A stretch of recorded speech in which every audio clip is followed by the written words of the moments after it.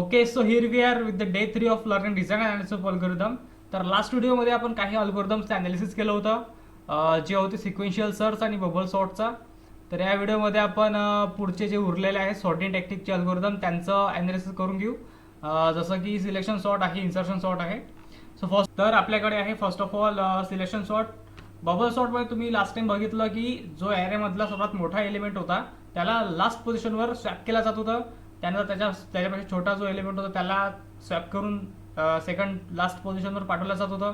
असंच करता करता तो ॲरे सॉर्ट होऊन जात होता. तर सिलेक्शन सॉर्टच्या नावावरून तुम्ही हे लक्षात ठेवाल की एखादा पर्टिक्युलर एलिमेंट जो की अनसॉर्टेड पार्टमध्ये आहे, ठीक आहे, ॲरे आहे, ॲरेमधला एक अनसॉर्टेड पार्टमध्ये एक पर्टिक्युलर एलिमेंट आहे, तर त्याला आपण सिलेक्ट करतो आणि तो छोटा आहे मोठा आहे त्याच्या बेसिसवरती त्याला पिक करून आपण त्याच्या सॉर्टेड पार्टमध्ये मूव्ह करतो. एवढंच आहे सिलेक्शन सॉर्टमध्ये. तर त्याच्या थेअरीवरून तुम्हाला समजून जाईल की selection sort is simple comparison based sort algorithm. Comparison होतं एलिमेंट्सचं, छोटा आहे मोठा आहे. It works by repeatedly selecting the smallest or largest. एकतर छोटावाला सिलेक्ट केला जाईल किंवा मोठावाला element from the unsorted portion of the array and placing it at the correct position in the sorted portion. तेच सांगितलं मी. अनसॉर्टेड पार्टमधला एलिमेंट उचलायचा आणि त्याला सॉर्टेड पोर्शनमध्ये प्लेस करायचं त्याच्या करेक्ट सिक्वेन्सनुसार की जो छोटा आहे मोठा आहे. Okay. It divides the array into two parts, sorted and unsorted. अनसॉर्टेडमधले एलिमेंट्स कुठे जातील? सॉर्टेडमध्ये. After each pass one element is placed in its correct position.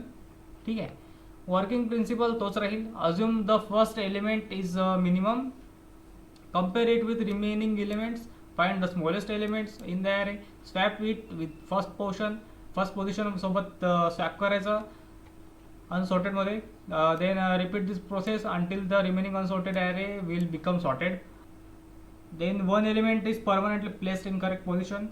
Of course, total number of passes required are n-1. ठीक आहे. आता main गोष्ट algorithm selection sort. तर algorithm explain करायच्या आधी काही की कंपोनंट्स आहेत, जसं की आय आहे आणि एन आहे. So I is indexing value. जेव्हा जिथून आपण स्वॅपिंग स्टार्ट करू ती इंडेक्सिंग व्हॅल्यू म्हणजे आय. आणि N is total number of elements in that array. तर स्टेप 1 इज स्टार्ट. स्टेप 2 मध्ये आहे आउटर लूप. ठीक आहे. आउटर लूप फॉर आय म्हणजे इंडेक्सिंग व्हॅल्यू आपण 0 पासून इनिशियलाइज केली up to n-2. For example आपल्याकडे 10 एलिमेंट्सचा ॲरे आहे, तर त्याची इंडेक्सिंग 0 पासनं सुरू होईल. ठीक आहे. तर -2चा अर्थ होतो की 2 लास्ट एलिमेंट सोडून द्यायचे. 9वा 10वा एलिमेंट सोडून दिला, 0 पासनं 8 पर्यंत त्याची इंडेक्सिंग चालली. ठीक आहे. तर आपण फर्स्ट आउटर लूपमध्ये ते इनिशियलाइज केलं. स्टेप 3 मध्ये आता आपली इंडेक्सिंगची जी व्हॅल्यू होती आय त्याला आपण मीन म्हणून असाइन केलं. ठीक आहे. असाइन केलं मीन म्हणून. स्टेप 4 मध्ये आपण इनर लूप चालू, जो की आहे J is equals to I plus 1. आपली जी इंडेक्सिंगची व्हॅल्यू आहे ती 1नी पुढे जाईल अप टू n-1. 0 पासून 9व्या एलिमेंटपर्यंत जाईल ते. इफ ए ऑफ जेचा अर्थ होतो की जी इनर लूप जो आहे, इनर लूपमधल्या एलिमेंट्सची जी इंडेक्सिंग पोझिशन आहे त्याच्या ती इंडेक्सिंग पोझिशन छोटी आहे ए ऑफ मीन पेक्षा. म्हणजे आपली इंडेक्सिंग, आपली जे स्वॅपिंगची इंडेक्सिंग चालू आहे त्याच्यापेक्षा छोटी आहे. तर आपण सेट करू मीन इज इक्वल्स टू जे. इनर लूपची इंडेक्सिंग पोझिशनला आपण मीन म्हणून सेट करून देऊ. ठीक आहे. देन दोन्ही आपण इनिशियलाइज केले, असाइन केले. देन आपण करू swap on the basis of their comparison. Comparison कुठं झालं? स्टेप 5 मध्ये. ठीक आहे. छोटा आहे तर आपण सेट करून ठेवला आहे ना, तर त्याच्या हिशोबाने आपण करू स्वॅप. तर स्वॅप केलं ए ऑफ आय म्हणजे आउटर लूपच्या इंडेक्सिंगची पोझिशन आणि जे ए मीन होती. आता ए मीनचा अर्थ काय झाला? ए मीन इज म्हणजे मीन म्हणजे आय. ठीक आहे. तर a of min is equals to indexing, जी आपली करंट इंडेक्सिंग आहे ती. तर आपण त्याला केलं स्वॅप. ठीक आहे. त्यांना केलं स्वॅप. आता जो ए म्हणजे आपली ए ऑफ आय होती जो की अनसॉर्टेड पोर्शन मधली होती, तर ते ए ऑफ मीन मध्ये गेली म्हणजे सॉर्टेड मध्ये गेली. आणि त्याच्या हिशोबाने म्हणजे हा मोठा आहे छोटा आहे त्या हिशोबाने ते स्वॅप केले गेली. ठीक आहे. तर तीच प्रोसेस आपण रिपीट करू अंटिल ऑल पासेस कम्प्लिटेड. आणि बाय डिफॉल्टली तो ॲरे अनसॉर्टेड पोर्शनमधून सॉर्टेड पोर्शनमध्ये चालला असेल विथ म्हणजे तो सॉर्ट होऊन जाईल पूर्णपैकी. तर याचा अर्थ आहे सिलेक्शन सॉर्टमध्ये आपण पर्टिक्युलर एलिमेंट सिलेक्ट केले आणि त्याला अनसॉर्टेड पार्टमधून सॉर्टेड पार्टमध्ये मूव्ह केले, स्वॅप केले, डन. हाच आहे सिम्पल अल्गोरिदम आहे. तुम्ही दोन तीन वेळा असा रिकॉल करा, तुम्हाला समजून जाईल इझिली. ठीक आहे, तुम्ही स्क्रीनशॉट काढून घ्याल याचा अल्गोरिदमचा. इझी आहे, सर्वात इझिएस्ट अल्गोरिदम हाच आहे. सो त्यानंतर आपण अल्गोरिदमचा अनालिसिस करून घेऊ. तर ह्या अल्गोरिदमबद्दल बेस्ट केस काय राहील की ॲरे ऑलरेडी सॉर्टेड आहे. ठीक आहे, बट इथे एक ट्विस्ट आहे की जरीही म्हणजे ॲरे आपला सॉर्टेड आहे तरी पण सगळे कंपॅरिझन्स होतील आणि आपली बेस्ट केसची टाइम कॉम्प्लेक्सिटी राहील big O of n square. तर आपण लास्ट व्हिडिओमध्ये बघितलं होतं की जे n स्क्वेअर म्हणजे जी क्वाड्रॅटिकवाली टाइम कॉम्प्लेक्सिटी असते ती वर्स्ट टाइम कॉम्प्लेक्सिटी असते, पण तरीही बेस्ट केसमध्ये कशी आली बाहेर. तर याचं रिझन हे आहे की सपोज आपल्याकडे एक ॲरे आहे ज्यात 1 पासून तिथं 10 पर्यंत एलिमेंट स्टोअर आहे. ठीक आहे, म्हणजे 2, 3, 4 करेक्ट ऑर्डरमध्ये स्टोअर आहे ते.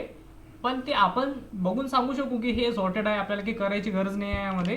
पण एक अल्गोरिदम जेव्हा रन करू आपण हा सिलेक्शन सॉर्टचा, तर त्या अल्गोरिदमच्या प्रिन्सिपलनुसार तो तरी पण स्वॅपिंग करेल, कम्पॅरिझन करेल सायमल्टेनियस एलिमेंट्सचं. तर त्यात ही टाइम कॉम्प्लेक्सिटी जाईल O ऑफ n स्क्वेअरवरती. तर हे तुम्हाला लक्षात ठेवायचं आहे. ठीक आहे, हे वर्स्ट केसची नाही, हे बेस्ट केसचीच आहे. स्टील बेस्ट केस हीच राहील. देन वर्स्ट केस काय राहील if array is in reverse order. Reverse ऑर्डरमध्ये आहे. ठीक आहे, रिव्हर्स ऑर्डरमध्ये असला तर ते वर्स्ट केस. कम्पॅरिझन्स लागतील एवढे सगळे कम्पॅरिझन लागेल. हे सेम बबल सॉर्टचं पण आहे, एवढेच कम्पॅरिझन लागले होते. So comparison n of n-1 divide by 2 लागेल. स्वॅप्स लागतील n-1. ठीक आहे, वर्स्ट केस राहील सेम. बेस्ट असो, वर्स्ट असो, ॲव्हरेज असो, सगळ्यांची time complexity big O of n square. कारण सगळे स्वॅपिंग कम्पॅरिझन सगळे ॲज इट इज होतील. ठीक आहे, कमी असो जास्त असतो, कमी अनसॉर्टेड असो जास्त अनसॉर्टेड असो, काही फरक पडणार नाही. तेवढीच टाइम कॉम्प्लेक्सिटी राहील ॲनालिसिस करताना. तर ॲव्हरेज केस राहील. ॲव्हरेज केसमध्ये कसे पण राहू शकतात मदत वगैरे, काही प्रॉब्लेम नाही. नंबर ऑफ कम्पॅरिझन लागतील एवढे, सेम ॲज इट बबल सॉर्टमध्ये जेवढे कम्पॅरिझन लागले होते सेम हेच. ॲव्हरेज केस टाइम कॉम्प्लेक्सिटी राहील big of n square, same. Then space complexity राहील O ऑफ 1. सिक्वेन्शियल सर्च आणि बबल सॉर्ट सारखंच हा अल्गोरिदम पण ओनली एकच एक्स्ट्रा मेमरीची व्हॅल्यू असाइन करेल. एकच व्हेरिएबल असाइन करतो, त्यामुळे एकच मेमरी मधली जागा अलोकेट करेल.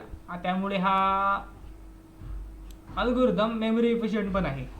Then we will move towards the advantages of selection sort. तर ते राहतील simple and easy to understand, समजायला इझी आहे. Perform minimum number of swaps, required no extra memory efficient आहे.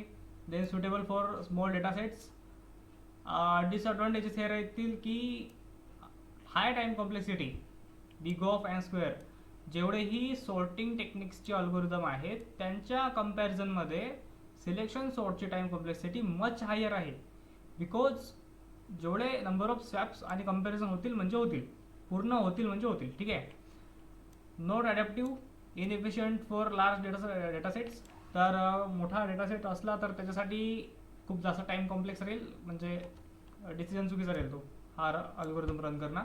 नॉट स्टेबलचा अर्थ आहे की रॅन्डमली तो जर एखादा म्हणजे फर्स्टली तो मोठे एलिमेंट्स चूज करत असेल तर तो अचानकच छोटा एलिमेंट पण चूज करून घेईल, म्हणजे स्टेबल नाही आहे. So then we have analysis of insertion sort. तर इन्सर्शन सॉर्ट हा सिलेक्शन सॉर्ट सारखा सेम आहे, फक्त डिफरन्स हा आहे की इन्सर्शन सॉर्ट हा फक्त एकच एलिमेंट पिक करेल आणि तो सॉर्टेड पार्टमध्ये नेऊन प्लेस करेल. ठीक आहे, थेअरीवरून समजून जाईल. Insertion sort is simple sorting algorithm that works in same way as we arrange playing cards in our hands. आपण जेव्हा प्लेइंग कार्ड्स खेळतो तेव्हा आपण एकच कार्ड चूज करतो आणि करेक्ट पोझिशनमध्ये आपण त्याला प्लेस करतो. It takes only one elements. ठीक आहे, इम्पॉर्टंट आहे. It takes only one element at a time insert to the correct position in sorted part of the array. ठीक आहे, in every pass the algorithm picks the next element and places it at the correct position by shifting larger element to the right. तेच. So algorithm आहे insertion सॉर्टचा. Step 2 मध्ये आपण आपली indexing value 1 पासून initialize केली up to the n-1 second last element पर्यंत. Then आपण आपला की असाइन केली आहे ए ऑफ आय, म्हणजे एरेमधल्या एखाद्या इंडेक्सिंग व्हॅल्यूवरती आपण आपली की असाइन केली आणि आपण जे असाइन केला i-1. ठीक आहे, लास्टमधून म्हणजे लास्ट एलिमेंटपासून फर्स्ट एलिमेंट पर्यंत येईल हा जे. ठीक आहे, while J is greater than equal to 0, म्हणजे पहिल्या म्हणजे ॲरेची इंडेक्सिंग 0 पासून स्टार्ट होते. ठीक आहे, तर पहिल्या एलिमेंटपेक्षा तो म्हणजे जर मोठा असेल आणि ए ऑफ जे म्हणजे इंडेक्सिंग मोठी असेल की पेक्षा, तर ए ऑफ जे शिफ्ट होईल पोझिशन ऑफ ए ऑफ जे+1, म्हणजे जो जे होता जो की लास्ट पोझिशनपासून फर्स्ट एलिमेंटपर्यंत येत होता तो शिफ्ट होत राहील. अँड डिक्रीज इट जे बाय 1, एकाने जे आणखी पुढे येईल. आता लास्टमधून जे पुढे येत आहे तर आणखी तो पुढे येत राहील बाय 1 म्हटलं की. इन्सर्ट की ॲट पोझिशन ए ऑफ जे+1. ठीक आहे, की हे की आपण इथे इन्सर्ट केली. Repeat all the passes complete होत नाही तोपर्यंत हे प्रोसिजर रिपीट करायची आणि मग ॲट द एंड स्टॉप. हे सिम्पल अल्गोरिदम आहे. तुम्ही हा अल्गोरिदम 2-3 वेळा रिकॉल कराल, तुम्हाला लक्षात येऊन जाईल आणि इझी टू अंडरस्टँड आहे आणि इझिएस्ट अल्गोरिदम आहे इन्सर्शन सॉर्टचा. तुम्ही बाकी कुठे पण ChatGPTला वगैरे मागाल तर तो थोडा कॉम्प्लेक्स बनवून देईल. हा इझिएस्ट आहे, तर तुम्ही हाच प्रिपेअर करा एक्झामसाठी. मार्क्स कटणार नाही, फक्त थेओरी लिहायची, थेओरी मेन्शन करणं विसरायचं नाही. देन आपण याचे टाईम ॲनालिसिस करून घेऊया अल्गोरिदमचा. तर time complexity of insertion sort आहे. तर time complexity of insertion sort depends on the number of comparisons and shift required to place the element in the correct position. ठीक आहे, तर आता टाइम कॉम्प्लेक्सिटी डिपेंड कशावर करेल की किती एलिमेंट्स आहेत जे की अनसॉर्टेड पार्टमध्ये आहे, तर त्या एलिमेंट्सला सॉर्टेड पार्ट्समध्ये न्यायला किती स्वॅप्स लागेल वगैरे वगैरे ह्या गोष्टींवरती टाइम कॉम्प्लेक्सिटी डिपेंड राहील. तर ह्या अल्गोरिदमबद्दल बेस्ट केस काय राहील? The best case occurs when array is already sorted, number of comparisons n-1. ठीक आहे, फक्त ते चेक करायलाच लागेल कंपॅरिझन की ऑफकोर्स हे सॉर्टेड आहे नाही आहे. चेक झाल्यावर मग काही फायदा नाही. Time complexity would be O of n. जेवढे एलिमेंट आहे तेवढेच कंपॅरिझन होतील, जास्त नाही होईल. सिलेक्शन सॉर्टमध्ये होतं तसं नाही आहे, लिमिटेडच होतील. सिलेक्शन सॉर्टसारखे पूर्ण नाही होतील. तर वर्स्ट केस टाइम कॉम्प्लेक्सिटी राहील की array sorted in reverse order. Of course number of comparison will be n of n-1 divided by 2, same as selection sort. Time complexity would be big O of n², कारण आपल्याला पूर्ण स्वॅप्स करावं लागतील. ठीक आहे, shifting वगैरे पुन्हा आपल्याला करावं लागेल.